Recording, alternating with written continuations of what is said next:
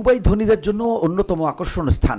সেখানে সম্পত্তি কর, উত্তরাধিকার কর কিংবা পুঁজিবাজারে লাভের ওপর কর নেই। ফলে খেলোয়াড়দের মধ্যে যারা ক্যারিয়ারের আয়কে ভালো বিনিয়োগের মাধ্যমে সর্বোচ্চ পর্যায়ে নিতে চান তাদের জন্য দুবাই খুব ভালো জায়গা। তবে শুধু অর্থনৈতিক সুবিধার জন্য নয়, বরং খেলোয়াড়দের অনেকেই সেখানে বিনিয়োগ করছেন অতুলনীয় জীবনযাপনের অভিজ্ঞতার জন্য, অবসর কাটানোর জন্য কিংবা নিয়মিত থাকার জন্য দুবাইয়ে বাড়ি কিনেছেন অনেক বিখ্যাত খেলোয়াড়ই।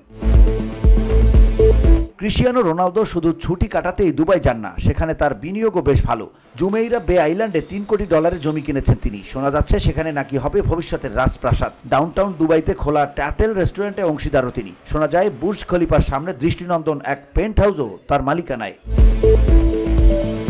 তবে রোনালদো শুধু বিনিয়োগ করেই থেমে নেই। পরিবার নিয়ে ছুটিতে নিয়মিতই যান দুবাইতে। মরুভূমি ভ্রমণ, ওয়াটার স্পোর্টস সবই তার পছন্দের তালিকায়। শহরের আধুনিক স্পোর্টস ফ্যাসিলিটি ব্যবহার করেছেন অনুশীলনের জন্য।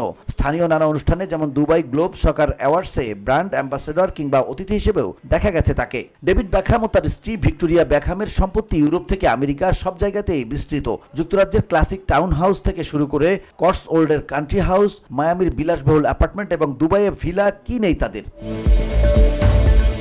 নেইমার দুবাই কিনেছেন এক আকাশছোঁয়া sky mansion penthouse. Instagram ব্রাজিলের তারকা ফুটবলার নেইমার দুবাই কিনেছেন এক আকাশছোঁয়া স্কাই ম্যানশন পেইন্ট হাউস।